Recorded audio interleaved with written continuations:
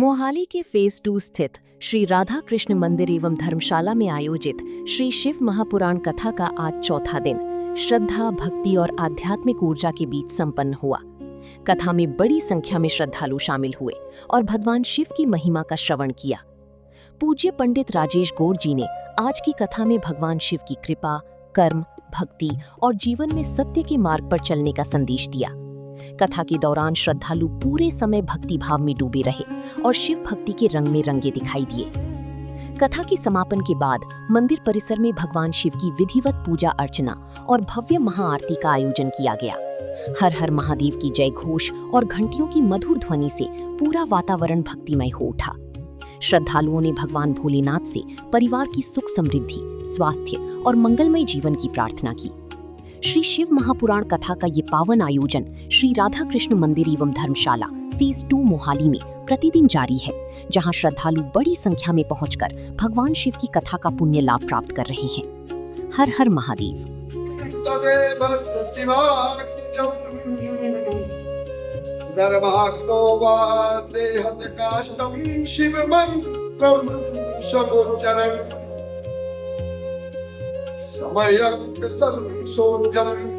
वस्त्रणेन भवेति पाते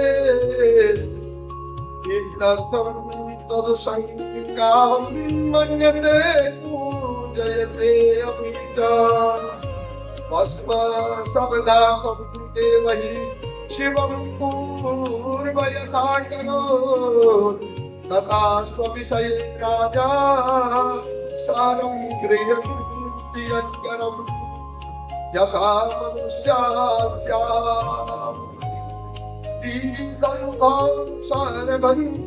मे यथा हि जठराग्निश्च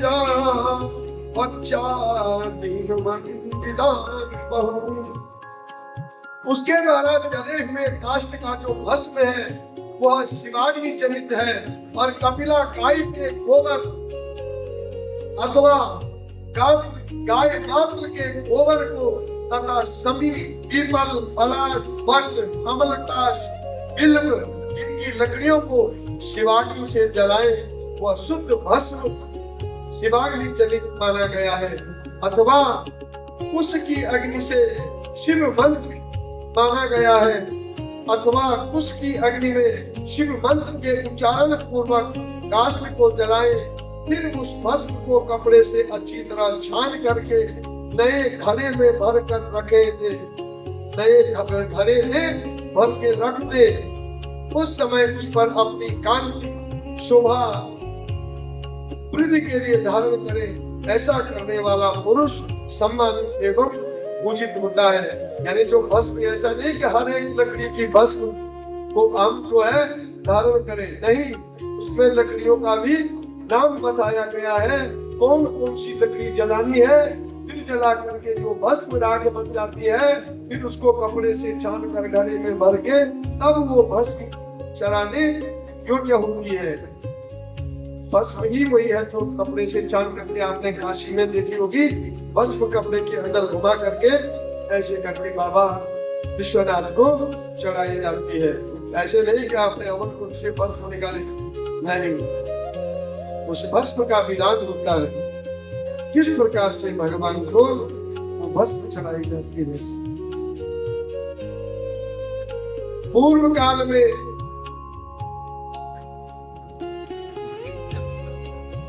भगवान शिव ने भस्म शब्द का ऐसा ही अर्थ प्रकट किया था, जैसे राजा अपने राज्य में सारभूत कर को ग्रहण करता है, जिसे मनुष्य सस्य आदि को जलाकर पकाकर उनका सारा साल ग्रहण करते हैं। भस्म शब्दार्थ एवं ही शिव पूर्व तथा तथा स्वविषये राजा सारं गृह्णन्ति यत्करम् यथा मनुष्यास्यादि दत्त्वा सारं भजन्ति मे यथा हि जातराग्निश्च पक्षादीन बहुनः। पूर्व काल में शिव ने भस्म शब्द का ऐसा अर्थ प्रकट किया कि जैसे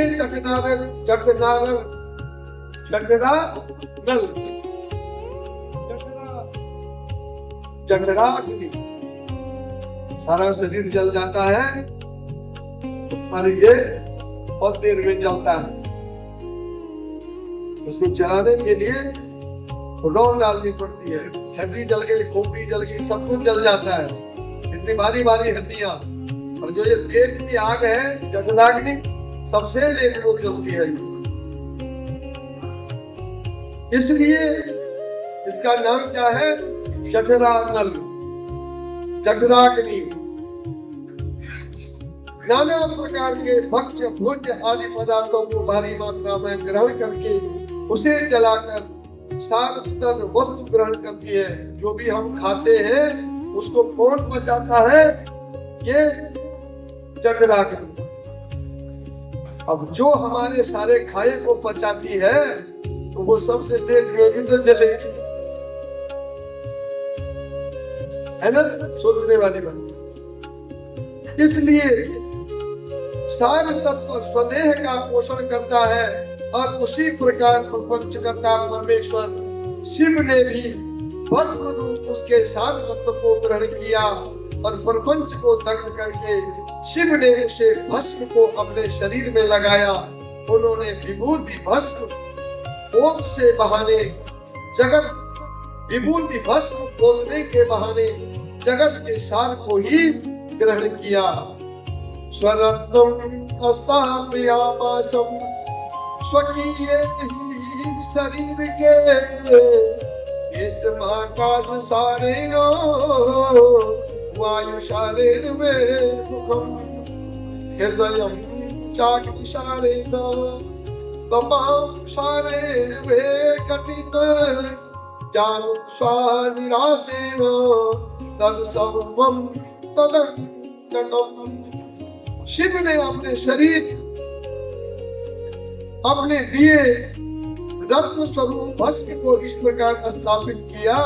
आकाश के सार तत्व से, केश वायु के सार तत्व मुख से, अग्नि के सार तत्व हृदय से, जल के सार तत्व कटिभाग से और पृथ्वी के सार तत्व से घुटने को धारण किया। इस तरह उनके शारीरिक अंग विभिन्न वस्तुओं के सार रूप से ब्रह्म विष्णु रुद्राणाम सारम चैव त्रिपुंडकम तथा तिलक रूपेण ललाटान्ते महेश्वरम। और महेश्वर ने अपने ललाट के मध्य में तिलक रूप से जो त्रिपुंड धारण किया है वो ब्रह्मा विष्णु और रुद्र का सार तत्व है। वे इन सब वस्तुओं का जगत के अभ्युत्थान के लिए हेतु मानते हैं।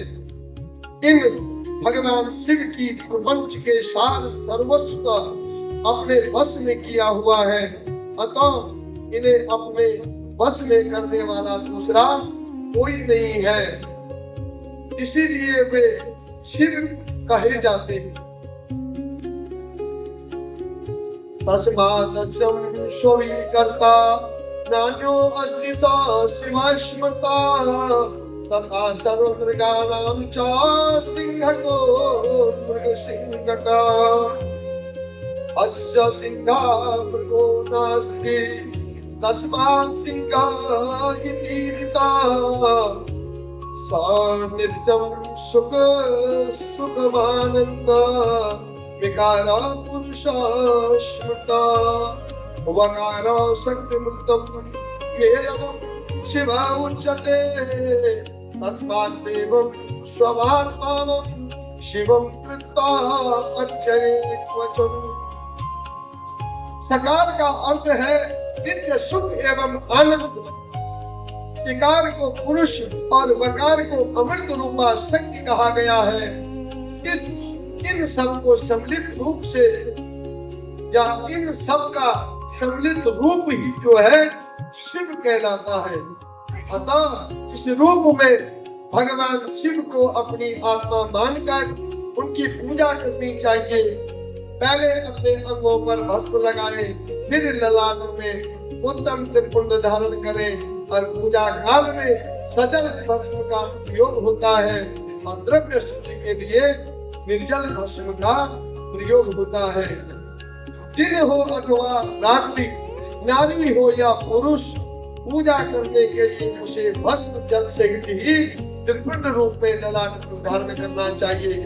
जल मिश्रित भस्म को त्रिपुंड रूप में धारण कर जो व्यक्ति शिव की पूजा करता है, उसे शांत शिव की पूजा का फल तुरंत प्राप्त होता है। यह सुनिश्चित है, जो प्राणी शिव मंत्र के द्वारा भस्म को धारण करता है, वह सभी ब्रह्मचर्य, गृहस्थ, वानप्रस्थ तथा संन्यास आश्रमों में जो है श्रेष्ठ होता है। और कौन से आश्रम कहे, ध्यान रहना चाहिए। ब्रह्मचर्य, पहला आश्रम क्या है? ब्रह्मचर्य आश्रम है। दूसरा है गृहस्थ, तीसरा है वानप्रस्थ तथा संन्यास आश्रमों में वो क्या है? श्रेष्ठ होता है। उसे शिवाश्रमी कहते हैं। शिवाश्रमी वो शिवाश्रमों में रहता है, जहाँ शिव के ही नामों का गुणानुवाद होता है और शिव की ही पूजा होती है। क्योंकि वह एकमात्र शिव को ही परम श्रेष्ठ मानता है। शिव व्रत में एकमात्र शिव ही निष्ठा रखने वाले को न तो अशौच का दोष लगता है, ध्यान से सुनना, शिव पूजा का विधान है। शिवाश्रमी कहा जाता है क्योंकि वह एकमात्र शिव को ही परम श्रेष्ठ मानता है और शिव व्रत में एकमात्र शिव में ही निष्ठा रखने वाले को न तो अशौच का दोष लगता है और न तो सूतक का। ललाट के अग्रभाग में अपने हाथ से या गुरु के हाथ से श्वेत भस्म या मिट्टी से तिलक लगाना चाहिए। यह शिव भक्त का क्या है? लक्षण है। कृष्ण में भी है, परंतु शिव का क्या है? भक्त है। तो न तो उसको अशौच का दोष है और न उसको जो है अन्य कोई सूतक का दोष लगता है। वो अपनी क्रिया को नित्य कर रहा है, क्योंकि शिव क्या है?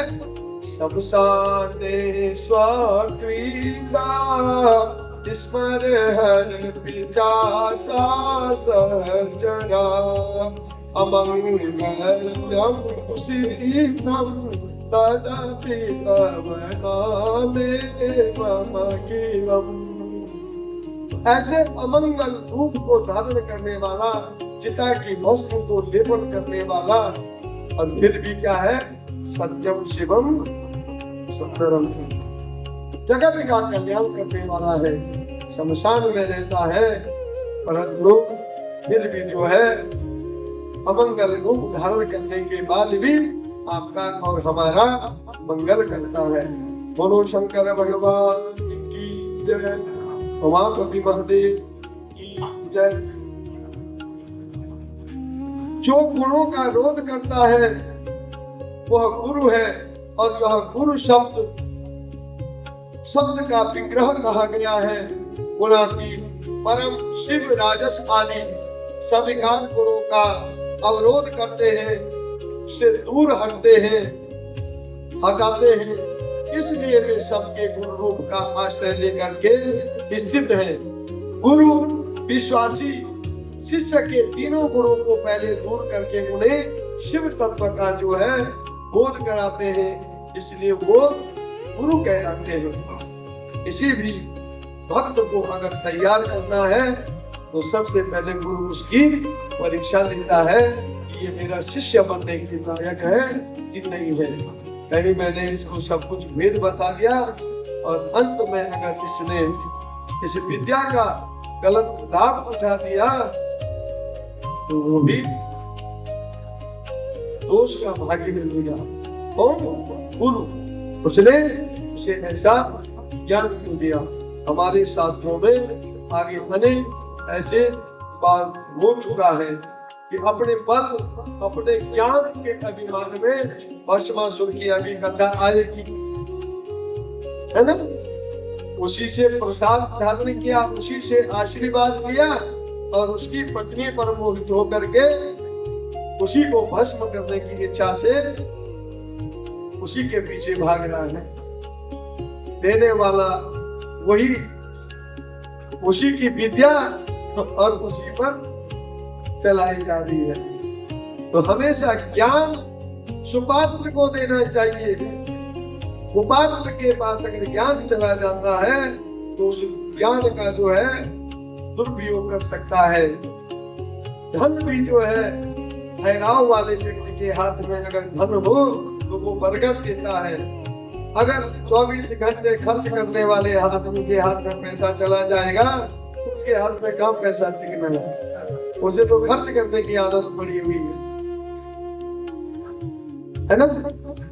अच्छी बात है, अच्छे कार्यों में आप पैसा लगा रहे हो, परंतु हमेशा एक चीज सोचनी चाहिए कि अगर अपने पास 100 रुपया है तो कम से कम 10 रुपए दान की सोचनी चाहिए, 90 रुपए बचाने चाहिए।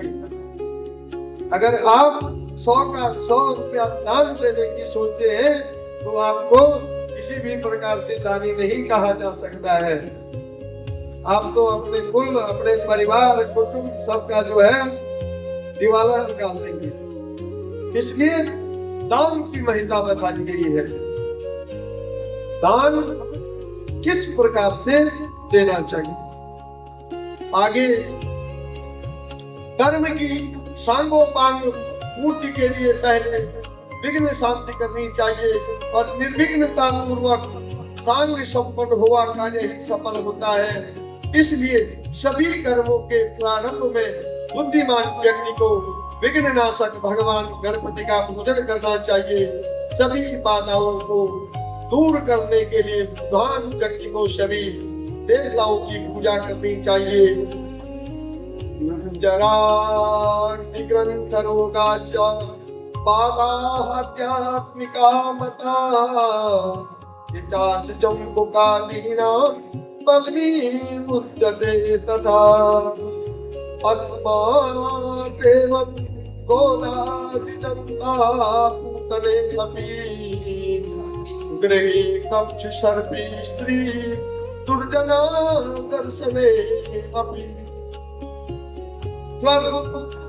ज्वर का मतलब जानते हैं, बुखार आदि ग्रंथि रोग आध्यात्मिक बाधा कही जाती है। और पिचास, सियार आदि का दिखना, पानी का जमीन पर उछल आना, अकस्मात छिपकली आदि जंतुओं का गिरना, घर में कच्छप, सांप, दुष्ट स्त्री का दिखना, वृक्ष, नारी और गौ आदि की प्रसूति का दर्शन होना आगामी दुख का संकेत होता है। ये बातें ध्यान रखने योग्य है। तभी अगर ऐसी बात हो रही है तो तुरंत यात्रा को टाल देंगे। किसी शुभ कार्य के लिए जा रहे हैं तो तुरंत आप थोड़ा बैक हो जाएंगे। ये शास्त्र में लिखी हुई अटल बातें हैं। यही से तो हमें ज्ञान प्राप्त होता है कौन सी वस्तु हमारे लिए अभिष्ट है और कौन सी नहीं है। इसलिए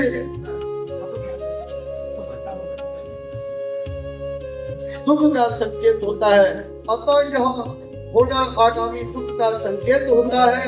आदि भौतिक बाधा मानी जाती है किसी अपवित्र वस्तु का गिरना, बिजली गिरना, महामारी, ज्वरमारी वस्तु का गिरना, हैजा, गौमारी, मासूरी का एक प्रकार की शीतला रोग, जन्म नक्षत्र पर ग्रहण, संक्रांति, अपनी राशि में अनेक ग्रहों का योग होना, दुस्वप्न दर्शन आदि आदि दैविक बाधा कही जाती है। जो बाधाएं प्रकृति के द्वारा जो है उत्पन्न की जा रही है वो जो है दैवीय बाधाएं हैं। सब चांडाल, पतित का स्पर्श और इनका घर के भीतर आना भावी दिन का सूचक होता है। बुद्धिमान व्यक्ति को चाहिए कि उस दोष की शांति के लिए शांति यज्ञ करे। किसी मंदिर, गौशाला, यज्ञशाला अथवा घर के आंगन में जहां 2 हाथ पर ऊंची जमीन हो उसे अच्छी तरह साफ करके उस पर एक भाग में धान रख के फैला दे। उसके बीच में कमल बनाए, कोण सहित 8 दिशाओं में कमल बना दे। फिर प्रधान कलश सूत्र बांध करके मुगल की धूप दिखा करके बीच में दिशाओं पे बनाए गए कमलों के 8 कलश स्थापित करे और 8 कलशों में कमल आम्र पल्लव कुशा डाल करके पंच द्रव्यों से युक्त मंत्रपूत जल से उन्हें भरे। गंगे यमुने चैव गोदावरी सरस्वती नर्मदे सिंधु कावेरी जलेस्मिन् कुरु। क्षिप्रा वेत्रवती महासम्प्रति ख्याता चिया गंडकी पूर्णा पुण्य जले समुद्र सहिता कुर्वन्तु वो मंगलम।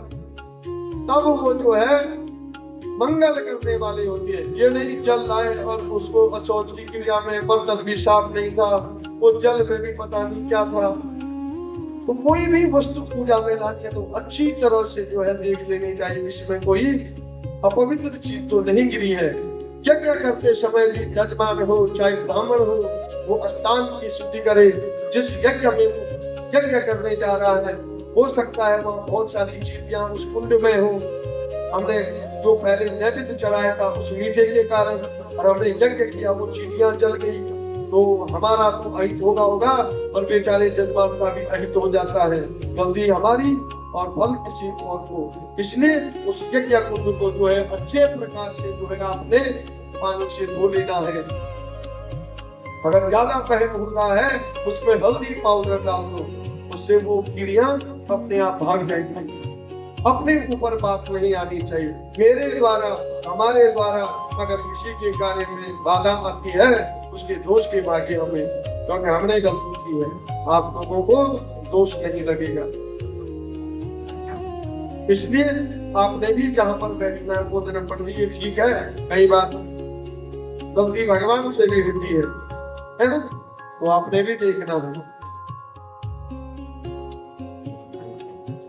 क्योंकि बिना विचारे जो करे सो पाछे पछिला। तो सोच विचार करके स्थान का चयन करना, स्थान की शुद्धि का, बैठने का स्थान, पूजा का स्थान, ये सब चीजें क्या होनी चाहिए? पवित्र होनी चाहिए। इसलिए सुवर्ण प्रतिमां विष्णु, सुवर्ण प्रतिमां विष्णु इंद्रादीनां च निक्षेपे शशिर्गे पद्यकुप्पे विष्णु बाबा पूजये। प्राणादिषु यथा मंत्रं मित्रादि दीन कर्मशो तद्नाम चतुर्थां च नमोन्ते यथा क्रमम्। भगवान विष्णु की सोने की प्रतिमा, इंद्र आदि देवताओं की भी प्रतिमा बनाकर उन कलशों में छोड़ दे। पूर्ण पात्र से ढक करके मध्य जो बीच में रखा कलश है, भगवान विष्णु का आवाहन करके उनकी पूजा करें। पूर्व दिशा से प्रारंभ करके सभी दिशाओं में मंत्रानुसार इंद्र आदि कर्म के अनुसार पूजा करनी चाहिए और उनके नामों में चतुर्थी विभक्ति सहित नमः शब्द का जो है उच्चारण करें, पूजन करें। इसके बाद जो है आवाहनादिकं सर्वं आचार्येण विकार्यते आचार्यज्ञो साधे तन्मन्त्रवांछितम्। और आवाहन आदि सारे कार्य आचार्य द्वारा संपूर्ण कराए और आचार्य ऋतज्ञों को जो है मंत्र को 100 बार जपे। कलशों की पश्चिम दिशा जप के बाद होम करना चाहिए और विद्वान जप होम करोड़ लाख हजार अथवा 108 की संख्या में हो सकता है। इस विधि से एक दिन, 9 दिन अथवा 40 दिनों में देश काल की अवस्था के अनुसार शांत यज्ञ यथोचित रूप में संपन्न करें। समी होमस शांत्यते प्रत्यते च पलासकम् समिद्धनाद द्रव्यनामां मन्त्रेण वारुणीतः प्रारभ्यते यत् द्रव्यादिकान्तया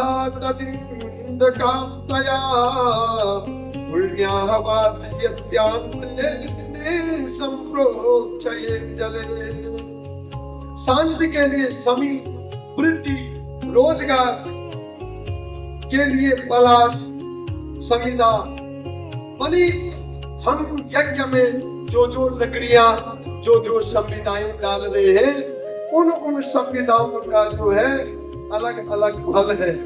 उन संविदाओं का अलग अलग फल है कि अगर हमें शांति चाहिए तो हमें शमी की लकड़ी, किसकी लकड़ी? शमी। और वृद्धि अगर चाहिए रोजगार के लिए, पलाश की संविदा। अन्य घृत सुगंधित द्रव्यों से जो है देवताओं के नाम अथवा मंत्रों से जो है हवन करना चाहिए।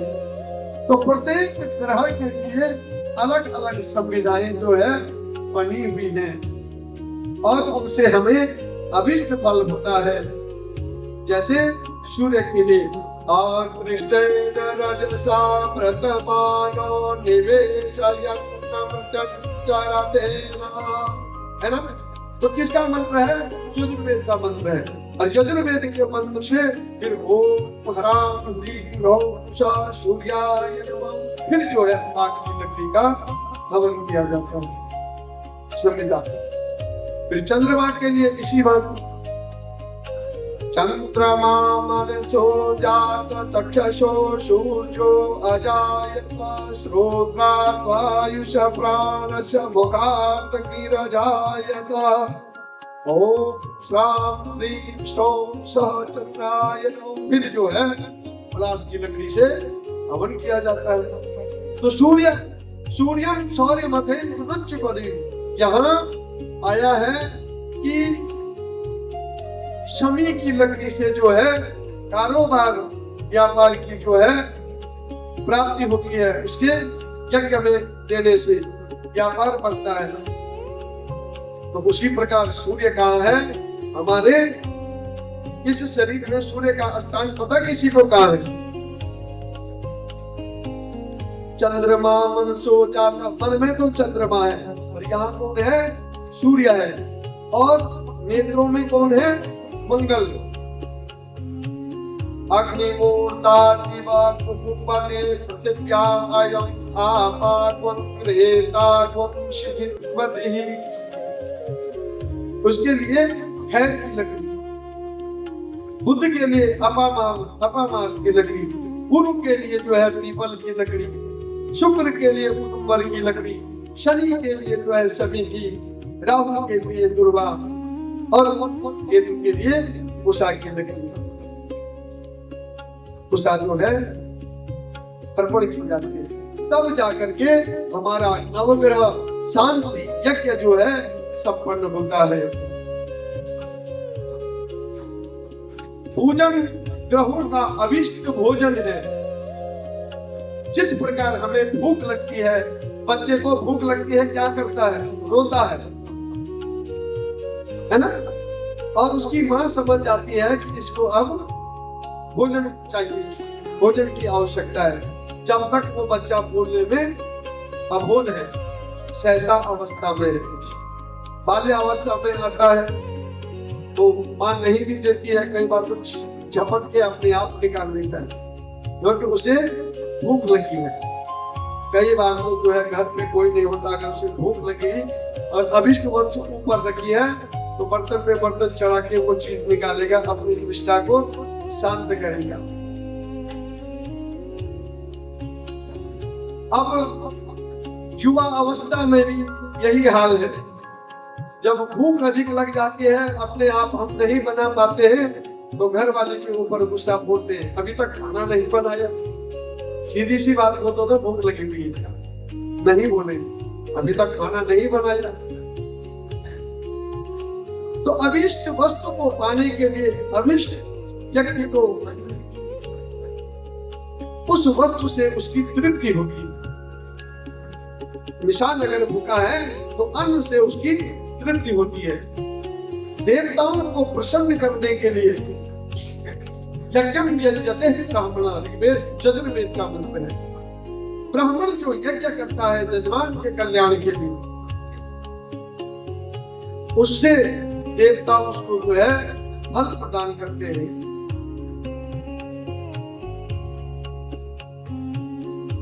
तो या औषधि पूर्वे जाता देवे स्त्री युगम पुरा, मंत्र क्या है? एक औषधि है, एक दवाई है, वो उस रूप में कार्य करती है। इस विद्येश्वर संहिता में, शिव पुराण में जो है आज अनेक प्रकार की जो है संविधाओं का वर्णन आया है कि कौन सी लकड़ी के यज्ञ करने पर, दान करने पर कौन सी वस्तु हमें प्राप्त होती है। एवं कृते यज्ञेन दोष शांति मम प्रियात्, शांति यज्ञम् इमं कुर्यात् वर्षे वर्षे तु फाल्गुने, हृदासानादो सत्युर्मे मास मात्रे समाचरे, महापापानि संप्राप्तो कुर्यात् मे भैरव पूजनम्। इस प्रकार संपन्न करने से दोषों की शांति हो जाती है और इस शांति यज्ञ का प्रतिवर्ष फाल्गुन मास में आयोजन करना चाहिए। अशुभ दर्शन होने पर तुरंत अथवा 1 महीने के भीतर यज्ञ का आयोजन करना चाहिए। महापाप हो जाए तो भैरव की पूजा करनी चाहिए। व्याधि हो जाए तो यज्ञ पुनः संकल्प लेकर उसे संपन्न करना चाहिए। अकिंचन अगर दरिद्री हो जाए तो दीप दान कर देना चाहिए, है ना। अगर समझ लें कि हमारा धन क्या हो रहा है, घट रहा है, हमारे कोष से पैसा कम हो रहा है, तो तुरंत दीप दान कर देना चाहिए। वो क्या करता है? अंधकार को दूर करता है और प्रकाशित कर देता है। तो दीप दान कर देना चाहिए। इस प्रकार अनेक प्रकार के जो है भोगों की प्राप्ति के लिए अनेक प्रकार के उपाय शिव पुराण की विद्येश्वर संहिता से हमें प्राप्त होते हैं। आज हमारी बहन जी शोभा बंसल जी, आभा बंसल जी, आभा और शोभा एक ही शब्द के दो पर्यायवाची हैं। जैसे एक कनक का मतलब होता है सोना और एक कनक का मतलब होता है गेहूं, तो आभा और शोभा ये दोनों शब्द एक सिक्के के दो पहलू हैं। तो आभा बंसल जी आई है। हर मोहाली में कहीं भी कोई धार्मिक प्रोग्राम होता है तो बहन जी उस प्रोग्राम में अवश्य ही जो है अपनी हाजिरी लगाती है और बड़ी समाज सेविका के रूप में समाज के हर वर्ग में जो है हर एक व्यक्ति के साथ दुख और सुख में सदैव खड़ी रहती है। सच्चे मानव का यही एक फल है कि मनुष्य योनि में जन्म लेकर के अगर हमने अपने ही मनुष्यों के प्रति कोई अच्छी भावना नहीं रखी तो हमारा ये मनुष्य जीवन जो है व्यर्थ है। मनुष्य जीवन लेकर के जो कुछ भी उस परमात्मा की कृपा से हमें प्राप्त हुआ है, अगर समय समय पर वो हम अपने लोगों तक पहुंचाते हैं तो ये एक बहुत बड़ा पुण्य का कार्य होता है। इसीलिए कहते हैं कि दान की महत्ता पर किसी ने कहा है कि दान दिए न धन घटे, घटे न नदी का नीर, चिड़िया कुछ भर ले गई, कह गए संत कवि। तो जो व्यक्ति जिस भाव से, जिस भावना से, जिस श्रद्धा से जो कुछ भी उस परमात्मा के चरणों में समर्पित करता है उसके लक्ष्य गुना फल को वो प्राप्त करता है। हम आरती लेते हैं, उसमें जो भी हम अर्पण करते हैं उस आरती के भाग के द्वारा वो हमें जो है लक्ष्य गुना फल प्राप्त कराता है। जैसे कि धन की अगर वृद्धि कम हो रही हो तो दीप दान कर देना चाहिए। और आप सबको पता है कि दीपक का कार्य क्या है? प्रकाशित करना। तो इसी प्रकार आप सभी के घरों में सदैव वो लक्ष्मी रूपक जो है हमेशा चलती रहे और आपका तन मन हमेशा भगवान शिव के चरणों में अनुरागी बने रहे। आज समय का पता नहीं लगा, 6 बज गए। आइए अभी हमने कमल नेत्र स्तोत्र का पाठ करना है, तो उसको शुरू कीजिए। बोलो विष्णु भगवान की जय। श्री कमल तेरे कटी पिताम्बरी सोचनी प्रचारे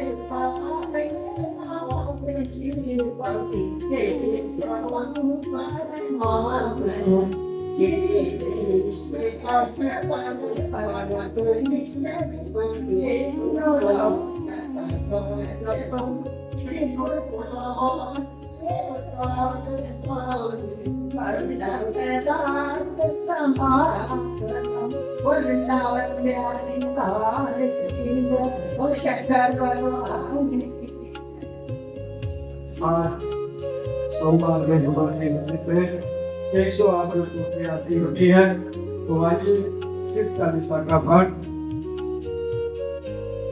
ओम जय गणेश गिरिदास मंगल मूल कहत अयोध्यादास देव नमः। जय गिरिजापति दया सदा कर संतन प्रतिपाला बाल चंद्र का तो वस्त्र गाल सोहे मातु की मेरे दुलारी बाबू सोहत कभी करत सोल छवि करत सोल सोहत कभी भारी करत पटाखन गुरु जयकारी नंदी गणेश सोहे कैसे सागर मध्य कमल जैसे कार्तिक शाम मोर कमराओ या सभी को कहीं जात न गाओ देव जब जाई पुकारा तब ही तो प्रभु आप दीवारा किया उपद्रव तार कबारी देव सब मिल तुम्हें जुआरी तुरंत सजा आप बढ़ाए मनव निवेश महामारी गिरायो आप जलंतर असुर संगारा सुयस कुमार विदित संसारा त्रिपुरात्म युद्ध बंधाई भवई कृपा कर दीन बंधाई या तमई पाठ भाई पुरव प्रतिज्ञाता सुपुरारी तानिक महन सब को नाई सेवक स्तुति करत सदाई वेद नाम महिमा तम गाई अखंड अनादि वेद नहीं पाई प्रगति पुण्य मन फल निकाला जन्म सुरासुर भय निहाला दीन दया तो गई सहारी का नाम कहाई भोजन रामचंद्र जब दीना जीत के रंग के दीक्षा दीना सहस्र कमल पे हो रहता परीक्षा तब के भुलारी एक कमल समुराय हो जोई कमल प्रेम पूर्ण उठो सोई कठिन भक्ति प्रभु शंकर भय प्रसन्न दिए चित्तवर जय जय मोचन कोहिया वारो ले किशोर सत्पुर को मारे संकर के कोहिया वारो आज पिता दाता सब होई संकर में पूजन कोई स्वामी कहे आस तुम्हारी माया हम गंगो एक सदाई जो कोई चाहते तो भगवान असुति के करो तुम्हारी चरण में जो तुम्हारे संकट हो के आसन मंगलवा योगी जब ध्यान लगा मेरा सार किसी से नवावे तब नमो जय नमो शिवाय सुर ब्रह्मादिक बात पाए तो हमारे कोई पाए का हर होते सब सहाय ज्ञान को हो अधिकार पाठ में सो भाव बिहार पुत्र ही करें चार में निश्चय से संसार से होय प्राणी योगी को ज्ञान पूर्ण हो कल्याण तो ये नसीब बचाए अपने साथ हम कोई ताके नहीं करता रूप देख न करा संकर सम्मुख पाठ सुनाए जब जन्म के पाप साथ के नाम सिंह और के नाम कहे अयोध्या आस तुम्हारे ज्ञान सकल दुख हरो हमारे इतने करना मेरी बात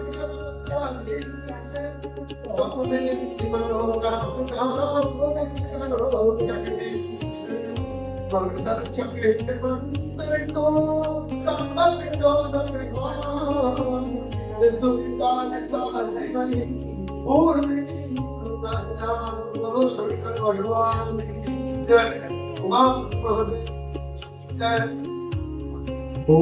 जय Shiva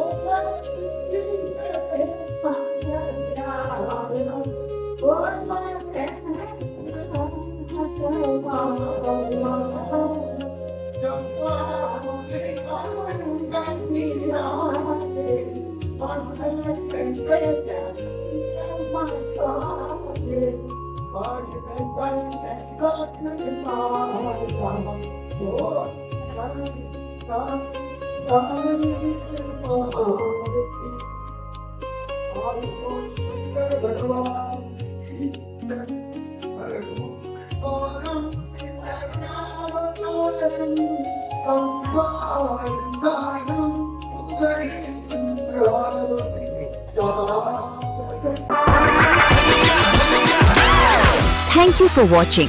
Stay connected with Aman Sandesh Times for the latest news and updates. Don't forget to like, share and comment.